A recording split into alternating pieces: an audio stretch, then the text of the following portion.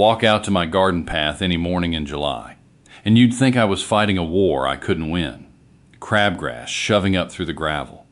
Plantain wedged in every crack between the stones. Chickweed running the whole length of the path like it owns the deed to my land. I used to get down on my knees with a hand hoe and pull for 2 hours straight, and by the time I stood back up, my knees were done for the day, and the weeds were already plotting their comeback. I remember one particular Saturday, sweat running down into my eyes, my old dog Biscuit lying in the shade, just watching me lose, and I looked down that path and thought, there has to be a better way than this, because at this rate I'm going to spend every summer of my life on my knees fighting plants that don't even feed anybody. That's the thing nobody tells you about weeding. It's not a chore, it's a negotiation you keep losing. So a few years back I quit fighting it the hard way. I started paying attention to what the old-timers up in these hollers actually did before anybody could drive 20 minutes to a farm store and buy a jug of Roundup. I'd sit out on my grandfather's porch some evenings, and he'd tell me about how his mother kept her path clean without ever once spending a dime on it, and how the whole holler used to trade how the way folks trade recipes now. And what I found out is this. The mountain families who kept the cleanest paths and the tidiest beds never bought a single bottle of anything. They used what was already sitting in the cabin, the woodshed, and the kitchen. No trip to town, no spray bottle with a skull on the label. Just plain know-how, passed down at the supper table instead of printed on a label. That's what I'm handing you today. 6 ways to wipe out weeds in a garden path, dug into the roots and gone for the season, using nothing but what's already on your property. I'll tell you exactly what works, exactly what doesn't, and exactly where these tricks will bite you if you use them wrong. Because half the folks who try homemade weed killers give up after one try, not because the method's bad, but because nobody ever told them the part that actually matters. And stick with me to the end, because the last method on this list is the one my own grandfather swore was the only one that actually kept a path clear through October. And most channels won't even mention it because there's nothing to sell you. Before I get into the how, I want to make sure you walk away from this video actually equipped. Not just for weeds, but for the kind of thinking that got my family through hard winters up here without depending on a store for much of anything. I put together everything I use around this place into one place called the Forgotten Systems Handbook. It's 40 low-tech systems, stored water, backup heat, lighting when the power's out, food that keeps without a fridge, outdoor cooking, sanitation, shelter, gardening, repairs, all of it. Every single one tells you what you need, how to set it up, how to run it day to day, how to keep it working, and this is the part most guides skip, exactly what causes it to fail on you. Real photographs, simple diagrams, so you know what right actually looks like before you're standing there guessing. You don't need 100 acres or a fat bank account to use any of it. There's a QR code up on the screen right now if you want to scan it and take a look for yourself. All right, let's get your path cleared. Comment below and tell me what's winning on your own path right now. Crabgrass, bindweed, whatever's got the upper hand. I read every one, and by the time we're done here, you'll know exactly which of these 6 I'd throw at it first. Most folks reach for one of 3 things before they ever think about anything else. Boiling water, plain salt, or a splash of vinegar straight from the jug. I want to be straight with you about all 3, because half of what gets passed around about them is wrong. And getting it wrong is exactly why people quit and go buy the chemical stuff. I made every one of these mistakes myself in my first couple of years out here. And I'll tell you where I went wrong along the way so you don't have to learn it the hard way like I did. By the way, if you're the kind of person who likes figuring out what's already on your property instead of driving to town for it, that's the whole idea behind the handbook I mentioned. It's not just weeds. It's water, heat, food, repairs, all of it. Laid out the same plain way, what to do, and what causes it to fail on you. Code's still up on the screen if you want to take a look. Thanks. Boiling water works, but only on what it touches. Pour a kettle over a young weed and you'll kill the leaf and stem in about a day. It scalds the plant tissue and that's that. But it doesn't reach down into a root system. Anything with a taproot or a spreading rhizome under it. Dandelion, bindweed, that kind of thing. We'll shrug it off and push new growth back up within a week. So boiling water's got a place, but it's a first strike, not a knockout, and I'll tell you where it fits in a minute. Plain salt is the one I want you to be most careful with. I learned this lesson the expensive way, and I'll tell it on myself so you don't have to repeat it. Poured straight onto soil, salt doesn't break down. It sits there. In a gravel path, fine. Salt's not going anywhere you care about, and it'll keep that ground bare for a long stretch, sometimes years, especially if you're not getting heavy rain to wash it through. But the second salt runs off that path into a garden bed or toward the roots of a tree you actually want alive. You've poisoned that ground for good. I've seen fellas dump a whole bag along a fence line thinking they were being efficient, and 3 years later nothing but bare dirt where their tomatoes used to go because the salt migrated. I did almost the same thing along the edge of my own strawberry bed one spring, thinking I was just being thorough, and I watched half that row struggle for 2 summers straight before the ground finally came back to life. Use it on the path. Never let it near anything you want to keep. And vinegar straight out of the bottle. The regular stuff you cook with is only about 5% acid. That's enough to burn the leaves off a young weed on a hot day, but it won't touch the root, and by itself it's honestly one of the weaker tools in this whole lineup. Where vinegar earns its keep is when you don't use it alone. Which brings me to the recipe the old-timers actually built their reputation on. Here's where those 3 weak tools become one strong one, and it's got nothing to do with buying anything special. Just combining what's already under your kitchen sink. 1 gallon of that plain white vinegar from your pantry, 1 cup of table salt, 1 tablespoon of any dish soap you've already got by the sink. That's the whole recipe. Now here's the part that actually matters. The part that separates somebody who gets a dead weed patch from somebody who gets a dead weed patch that comes right back. Why this combination works better than any one piece alone. The salt pulls water straight out of the plant cells through basic osmotic pressure. Same way salt draws moisture out of meat you're curing.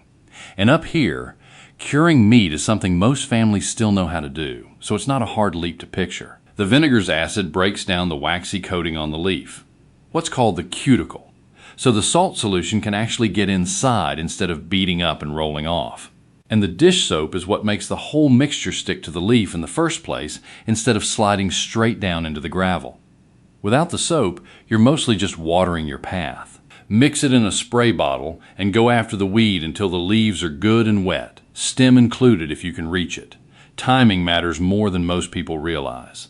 Spray in the late afternoon or early evening on a day that's been hot and dry, not right in blazing noon sun and not right before rain. Heat speeds up how fast the plant pulls the mixture in, but if you spray in full midday sun, the solution can dry and evaporate before it's done its work. And if rain's coming, it'll just wash everything you sprayed straight off the leaf before it has a chance. I still remember the first batch I ever mixed. I was so proud of myself. I sprayed the whole path at noon on a bright blue day, feeling like I'd cracked some kind of code. And by evening, half of it had already dried up uselessly on the gravel, and the other half got rained on before dawn. Lesson learned the hard way. You want a stretch of at least a few dry hours after you spray, ideally a whole dry day. Give it about 48 hours, and you'll see the leaves start to yellow and curl. On young annual weeds, that's often the end of the story. On something with a deep taproot, you'll likely need to hit the regrowth again in a week or 2. This brew is a leaf killer first and foremost, same limitation as boiling water, just with more staying power in the soil itself because of that salt. And I'll say the same thing here I said about plain salt. This mixture is strictly for the path, gravel, cracks in stone, the space between pavers. Keep it off your garden beds and away from the base of anything you're trying to grow, because that salt doesn't care whether it's killing a weed or your tomato plant. Now, spraying's not the only way, and honestly, it's not even the way I use most on my own path, because I've got a whole recycling bin's worth of free material sitting right by my porch, cardboard. Every box that comes up my driveway, every stack of junk mail, that's ammunition. My wife used to tease me for stacking flattened boxes in the woodshed instead of hauling them off, but she stopped teasing the summer. Our whole side path went from a jungle to bare, tidy gravel without me spending a single dollar or a single Saturday on my knees. Here's how it works. Lay flat cardboard directly over the weeds along your path, overlapping the edges by at least 8 inches so there's no gap a shoot can find its way through. If you're using newspaper instead, you'll want it about 10 sheets thick because cardboard's simply tougher and a weed has a much harder time pushing through it once it's damp. Soak the layer down good with water right after you lay it, which helps it settle flat and starts the smothering process. What's actually happening underneath is simple. You've cut off every bit of sunlight those weeds and any dormant seeds in that soil need to photosynthesize. No light, no growth, and within 4 to 6 weeks, whatever was under there is dead. The trick that makes this last, though, is what you put on top. Bare cardboard looks rough, and it'll blow around in a good mountain wind, so top it with wood chips. And I mean free wood chips, not something you're buying in bags. Any tree service or utility crew clearing lines around here will flat out give away a truckload of chips just to save themselves a dump run. All you've got to do is ask, or watch for the trucks working your road and flag them down. I've flagged down more than one crew myself, standing at the end of my driveway, waving my arms like a fool, and every single time they've been glad to dump a load rather than drive another 20 minutes to a dumping site. Lay that mulch down at least 4 to 6 inches deep right over the cardboard. That depth is the whole secret. 2 inches of mulch and weeds will find their way through inside a season, but 6 inches of wood chips over cardboard, and you've built a barrier that most seeds simply can't push past, and it holds moisture in the ground besides. The cardboard itself will break down into the soil over the following months, feeding it on the way out, and by then the wood chips have taken over the weed-blocking job on their own. One thing this method won't touch: the nastiest perennial weeds, the ones with rhizomes running sideways underground for feet at a time, things like bindweed or thistle. Those can sometimes find a seam and come up around the edges. For those stubborn patches, you'll want the method I've got waiting for you toward the end of this video. Before I show you the fire trick and the sun trick, if this is the kind of thing you're after, getting by on what you've already got instead of another trip to the store, go on and hit subscribe now, because I put a new one of these up every other day. And the next one's about keeping your well water safe through a hard freeze with nothing but stuff you've already got in the barn. By the way, if you want to get your whole place set up this way, not just the path, everything, that's exactly what Handbook walks you through. There's a car code on the screen right now if you want to scan it and grab it. Thanks, if you heat with wood up here. And most of us do, come November. You're sitting on a weed-killing resource every single morning and throwing it in the trash. Wood ash. I used to shovel mine straight into a 5-gallon bucket and haul it off to the burn pile without thinking twice about it until an older neighbor of mine, a fellow who'd been keeping a garden on that same hillside since before I was born, caught me doing it one October morning and just about took the bucket out of my hands. Sprinkle a generous layer of cooled wood ash directly onto the gravel or cracks where weeds are coming up. What's happening is straightforward chemistry. Wood ash runs heavily alkaline, and it raises the soil taft right at the surface to a level most weeds and their seeds simply can't germinate or survive in. It also draws moisture out of any tender young growth it touches, similar to how salt works, but without leaving behind a residue that sticks around for years the way salt does. Ash will wash through and mellow out with rain over a season instead of sterilizing the ground for good. That makes it a gentler long-term choice for a path you're going to keep using, though I'd still keep it off any bed where you're growing, something that likes acidic soil, like blueberries, since you'll be working against yourself there. Ash works best on younger growth and as a preventive layer more than a one-shot kill on an established weed with a deep root already down. Where it really shines is combined with what we already talked about. Knock the weed back first with the boiling water or the vinegar brew, then dust ash over the bare ground afterward. That keeps the FIAF inhospitable long enough that new seeds blowing in off the wind have a much harder time taking hold. Only use ash from wood you burned. Never anything treated, painted, or from trash. And let it cool a full day before you handle it, because a stove can hold embers a lot longer than it looks like from the outside. I found that out myself once, dumping what I thought was cold ash straight onto a pile of dry leaves, and watched a curl of smoke start up that had my heart in my throat for a good 5 minutes before I got it stamped out. For the worst patches. The ones with rhizomes running deep. The ones that laughed off everything else on this list. You go after the whole root system at once with heat, using nothing but the sun and a scrap of clear plastic you've already got lying around.